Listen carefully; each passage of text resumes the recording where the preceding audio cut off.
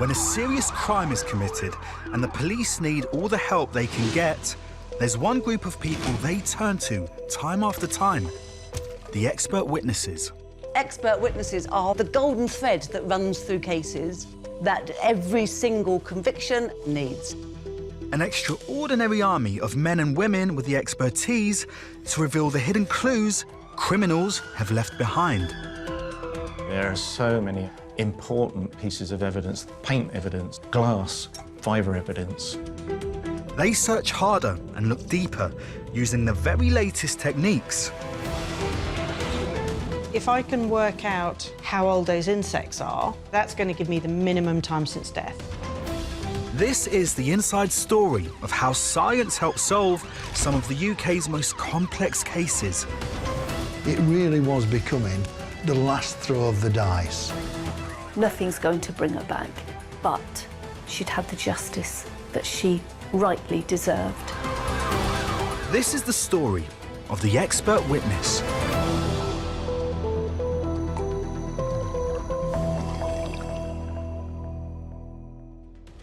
In this programme, we look at how the analysis of phone text messages revealed an awful crime. I would have been thinking them were her last words to me, and they weren't. They were his. And we go deep inside a DNA lab to show how new technology helped to solve a decades-old murder. We will keep doing what we can to bring the offenders before the courts, and every day we may get that breakthrough. We may come knocking on their door, so hopefully they don't sleep easy at night.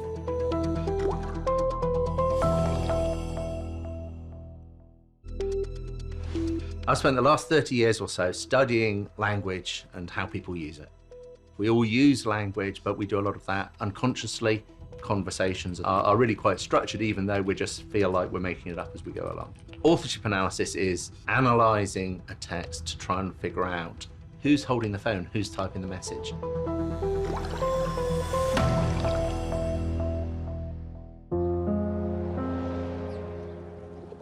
Stoke-on-Trent, 2009. There's a fire at the Burke's family home. Dad Christopher and the two children escape, but Mum Amanda is later found dead in an attic bedroom. The story catches the attention of crime journalist Chris Summers.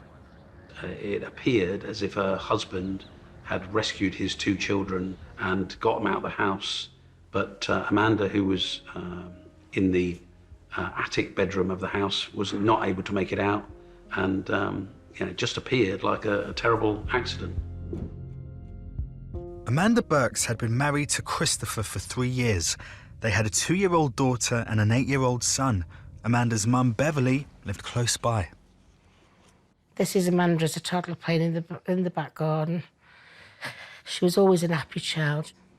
She's always got a smile on her face. She'd come in the room and her smile lit the room up. Just a daughter to be really proud of.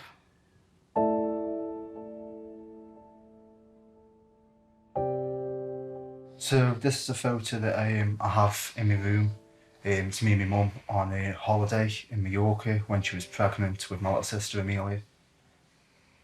And this one is Amelia and my mum on her 2nd birthday at one of the venues that we hired out for a party. It was the last birthday party Amanda did for Amelia. I've got lots of good memories of me and my mum, such as making cakes and stuff, and even just little things, getting in the car, singing along, playing music. Destiny's Child, she used to love them. And yeah, they're just some good memories I've got of my mum.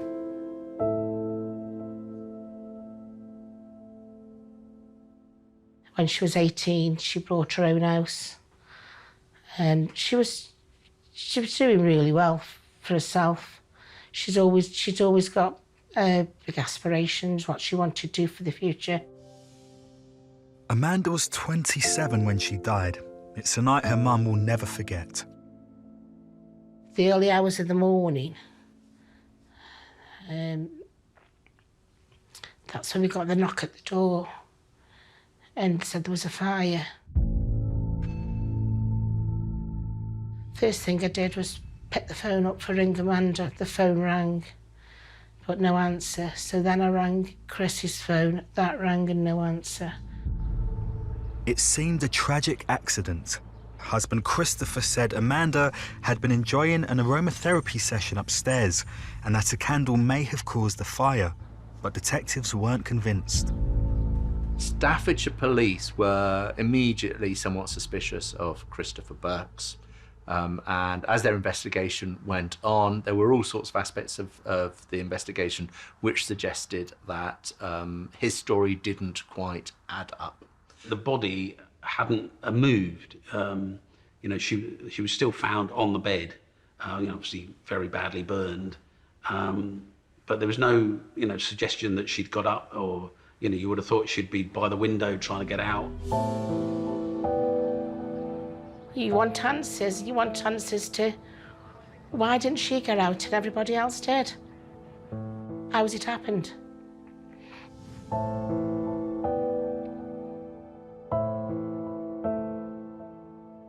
Relations between Amanda's mum and her son-in-law had always been strained. She was uneasy with the control he seemed to have over her daughter. She met Christopher. I think she met him on a night out. I think from the beginning the relationship was volatile. She'd be out for a night out and I'd get a phone call and his staff have been out and picked her up because they could be for a night out and then all of a sudden he'd turn nasty with her. She'd had him arrested, but with control and domestic violence, you can always worm your way back in.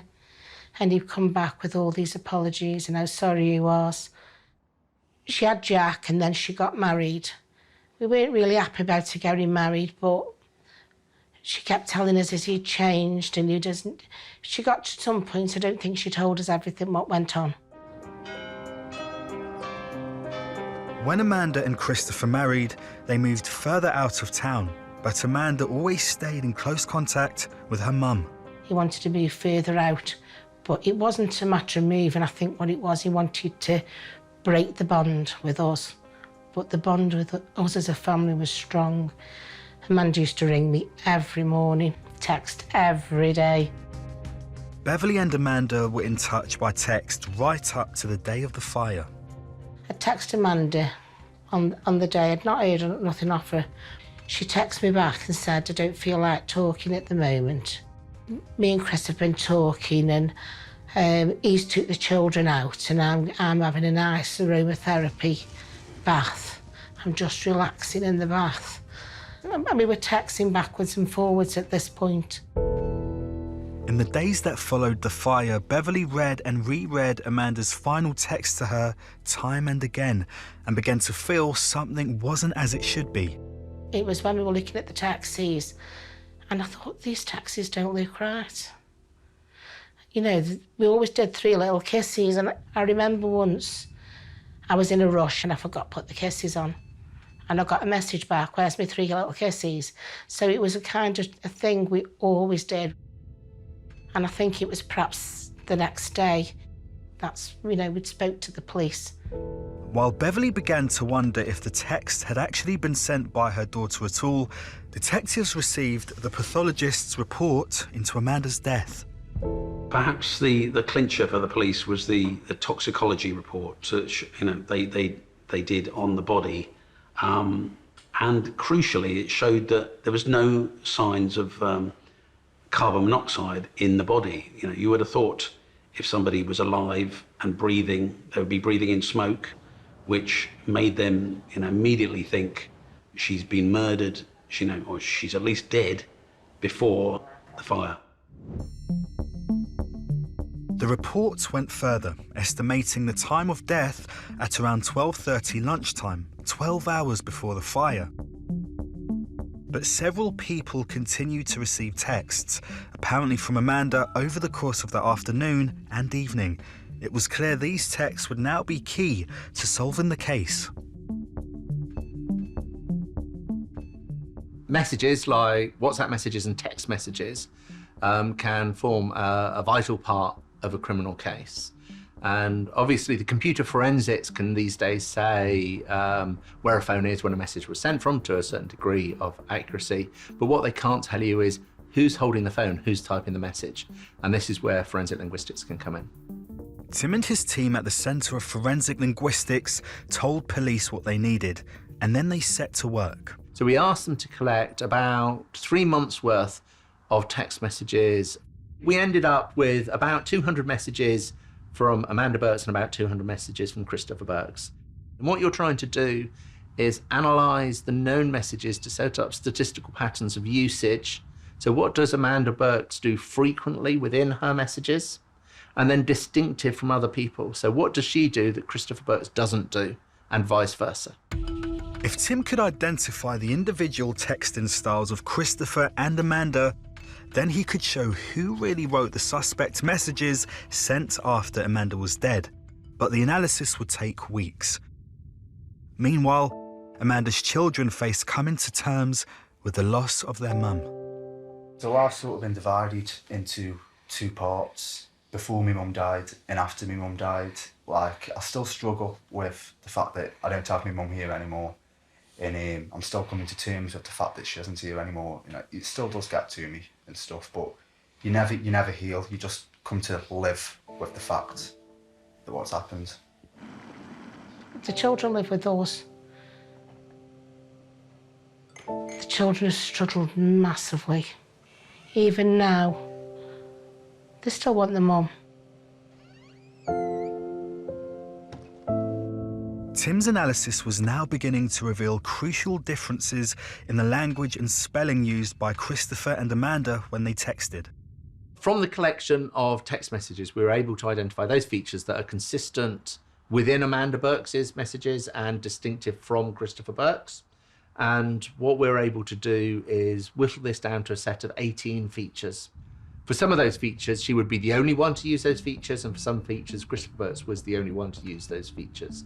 So the feature examples I've got are, for example, the use of digits as a syllable substitute were a Christopher Burke's feature. And there are other features which were mostly Christopher Burke's. So the use of commas, for example, was something that was very rare for Amanda Burke's to use, but Christopher Burke's did use commas. Some features, it was about alternate spellings. So the word with, Christopher Burke's was the only one to use the spelling W-I-V for with. Tim was now able to use these findings to analyse each of the texts sent from Amanda's phone on the day she died and reveal who had written them. At about 11:40, we get a message that contains the 4 with the digit 4, and that's a strongly Christopher Burke's feature. A little bit after that, at 12:07, there's another message which has a set of commas in, which are mostly a Christopher Burke's feature. Then we get to a message at 12:39, around 12:40, where suddenly we get a message which has 3 features which are more likely to be Christopher Burke's than Amanda Burke. So there's the spelling of with, W-I-V, there's the use of commas, and there's the use, as a single word, for me, with the digit 4. And those are all strongly Christopher Burke's features. Tim's linguistic evidence showed it was in fact Christopher sending texts from Amanda's phone throughout the day she died. It was him texting us. He'd had control of Amanda's phone. Amanda died at roughly about 12:30 in the afternoon, and he'd had Amanda's phone. So anybody who contacted Amanda on the phone, he was texting as if he was Amanda. The pathologist's report showed Amanda died before the fire, and now forensic linguistics showed Christopher Burke's used her phone to send texts to make it look like she was still alive. So it was confirmatory evidence of what the police believed already, but it helped build the case, and that case was strong enough that when the different forms of evidence were presented to Christopher Burke's, he actually pleaded guilty on the morning that the trial was to have started. After years of violence and abuse, Christopher Burke's killed our lovely daughter Amanda. He then showed how cruel and heartless he was by telling a continual stream of lies to everyone he spoke to, including his own children, her friends, and the police and us. Well, the forensic linguistics was a very telling clue about Christopher Burke's, because it showed that he hadn't just killed in the heat of passion. He'd killed her And then he'd set about this, trail of deceit, all these text messages to portray that she was still alive. Then he'd set this fire. Then he'd, taken his children out of a burning house. It was all very cold-blooded. What lengths would he go to get away with murder? You're clinging on to what was the last thing we said together. I would have been thinking them were her last words to me, and they weren't. They were his.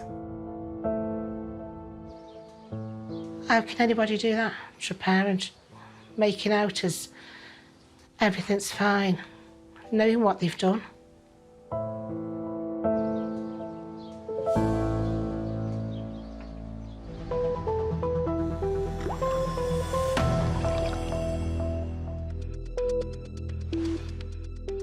Because most of our cases are murder cases or violence against a person.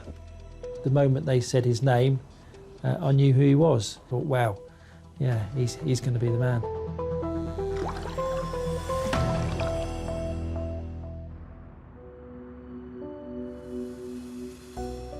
Windsor, 1981. Pete Byrne is just beginning his career as a junior detective when he's called in to help on a major case, the murder of Claire Walterton. Claire was 17 years old at the time of her death, a young girl with everything to live for. Just on the face of it, appeared to be a normal, happy girl, just starting her life. She went out on this particular Thursday evening and didn't come home. The body was found just before, around about 6 a.m. The guy was walking towards the railway station to catch a train into London. He saw what he thought initially was a mannequin on the footpath here, but on closer inspection, unfortunately, it wasn't. At this point, nobody knew who the young woman was. The body was partially naked with multiple knife wounds and a cut to the throat. Police were in no doubt that this was a murder investigation. It was led by Pete's superior officer, Detective Superintendent Ken Linney.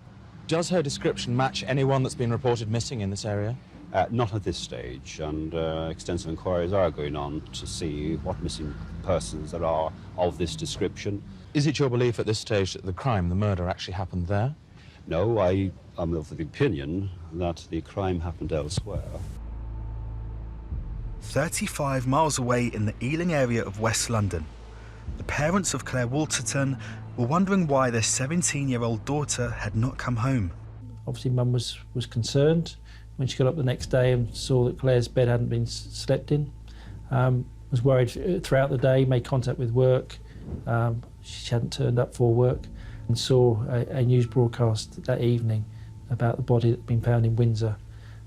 They made contact with their local police and unfortunately it was the case that that body was Claire. The last sighting of Claire was at an arcade where she worked. That evening she left and had begun to walk home. At this stage in the inquiry, we have not been able to establish where she went from that time until she was found at 6:14 in the morning on the Friday morning. How would you describe the man or the person who did this crime? I describe him as a very sadistic type of person, somebody who could strike again. The police knew the identity of the victim, but still had no suspects. An investigation team of over 50 officers, including Pete Byrne, began one of the UK's biggest manhunts. The investigation generated thousands of lines of inquiry, which in 1981 all had to be collated by hand. What we've got here is pictures of the old incident room in West London, and it shows you drawers full of cards. It was pre-computers, so everything was written down and cross-referenced. So before too long, you had many, many thousands of cards. In the end, we had in the region of 250,000 cards, various files that were used, and then photographs. These top ones are pictures of Claire. Despite the vast scale of the investigation, detectives had little proof of Claire's final moments and only a theory as to how her body was left here. So somebody parking a car here at night in the darkness potentially would know they're close to the river. We think that he may have pushed the body over the wall thinking that she was going to go into the river. Meanwhile, detectives did what they could to collect as much forensic evidence as possible. And whilst Claire's body was in situ, they took tapings from the body, and this was a process where large pieces of sellotape are just placed on the body and moved up the body. And the purpose of that was, back in 1981, was to see whether there were any fibres or debris on the body, in the hope that in a day or two someone would be arrested and we could match fibres from their clothing to her body. Those tapings were then stored within the archives of the Forensic Science Service for over 30 years. What this bag contains, and unfortunately I can't open it because it's sealed, and it's sealed in a tamper-proof bag, is some of the tapings.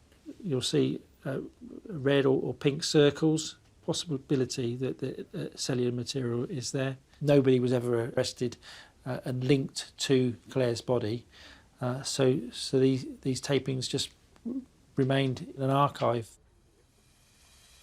Over the next 30 years, experts developed brand new ways to analyse evidence, and in 2011, Pete brought in forensic biologist Edward Jarman to begin the hunt for clues to Claire's killer, all over again.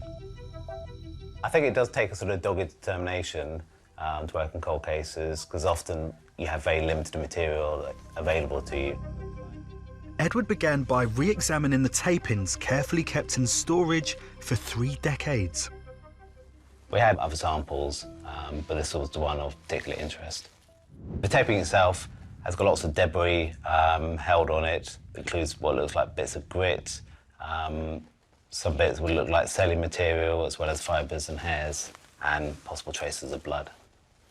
It was just one strip. It was about that sort of size. With just a tiny square of taping to work with, Edward hoped to find enough DNA to build a profile of Claire's killer.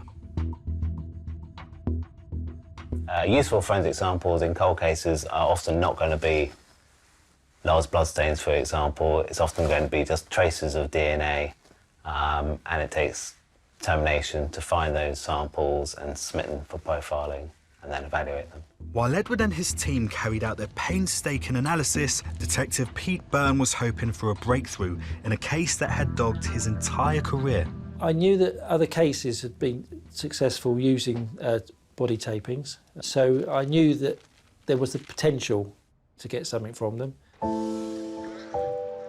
Pete did not want to end his time in the police without putting Claire's killer behind bars.